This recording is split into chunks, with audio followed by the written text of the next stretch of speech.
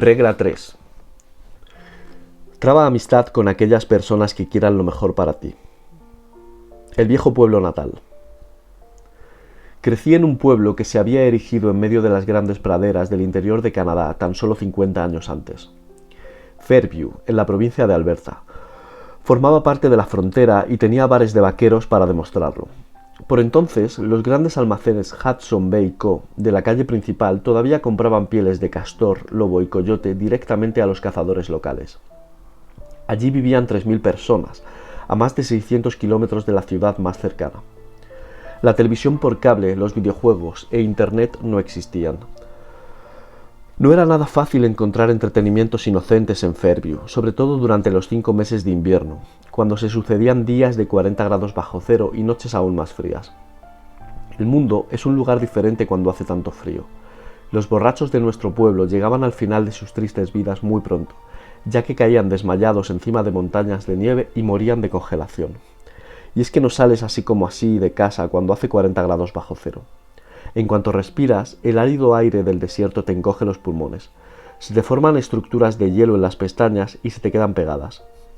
Si tienes el pelo largo y te lo acabas de lavar, se queda rígido como una roca. Y luego, ya en un espacio caliente, una vez que se te seca, se carga de electricidad y se te pone de punta cuando le apetece, como si fueras un espectro. A los niños solo se les ocurre una vez pegar la lengua a los columpios de acero del parque. El humo que sale de las chimeneas de las casas no sube, sino que, derrotado por el frío, va cayendo y acaba acumulándose como niebla en los tejados nevados o en el jardín. Si no enchufas por la noche el coche a un calentador, por la mañana el aceite no fluye y es imposible arrancar. Y algunas veces no lo consigues aunque lo hayas hecho. Cuando pasa eso, enciendes el motor una y otra vez sin resultado alguno, hasta que el arranque emite un estrepitoso ruido y después se queda mudo. Entonces tienes que sacar la batería congelada del vehículo, aflojando tornillos con los dedos hinchados por el frío, y meterla en casa.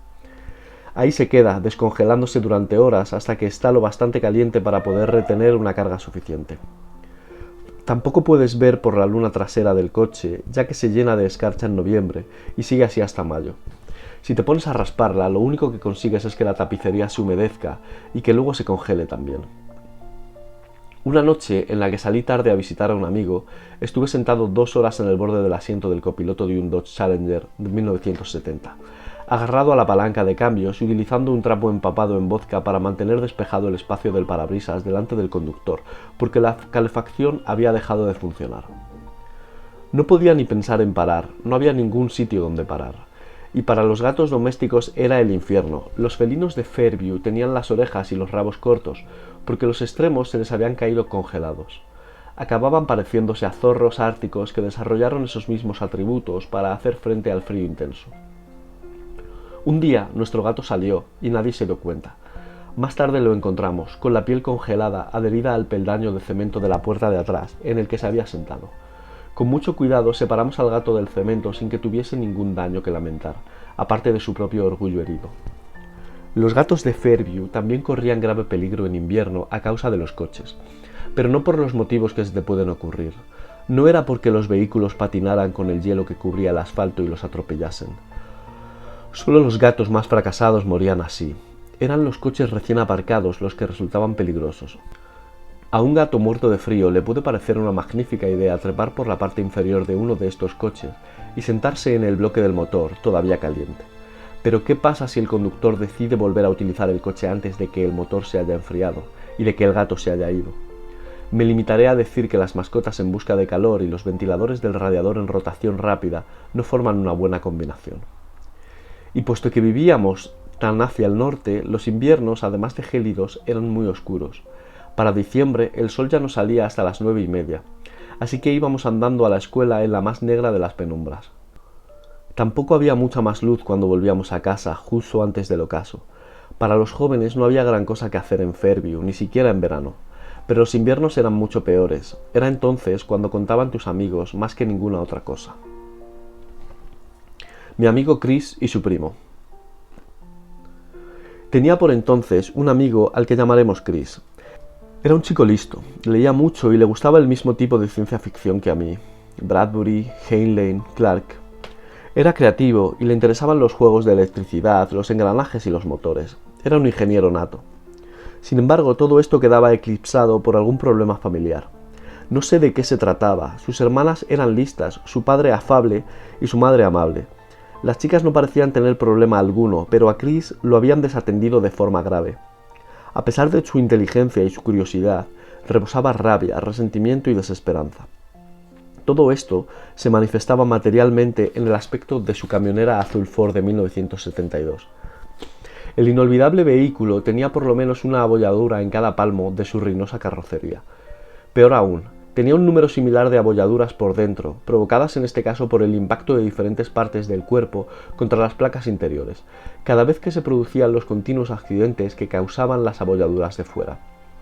La camioneta de Chris era el exoesqueleto de un nihilista. Llevaba una pegatina con un delirante juego de palabras que, en combinación con las abolladuras, elevaba el vehículo al teatro del absurdo. Y muy poco de todo esto era, por decirlo de algún modo, accidental. Cada vez que Chris estrellaba su camioneta, su padre la arreglaba y le compraba otra cosa. Tenía una motocicleta y una furgoneta para vender helados, pero a la moto no le hacía el menor caso y nunca vendió un solo helado. A menudo se quejaba de su padre y de la relación que tenían, pero este era muy mayor y se encontraba enfermo, con una dolencia que no le diagnosticarían hasta muchos años más tarde.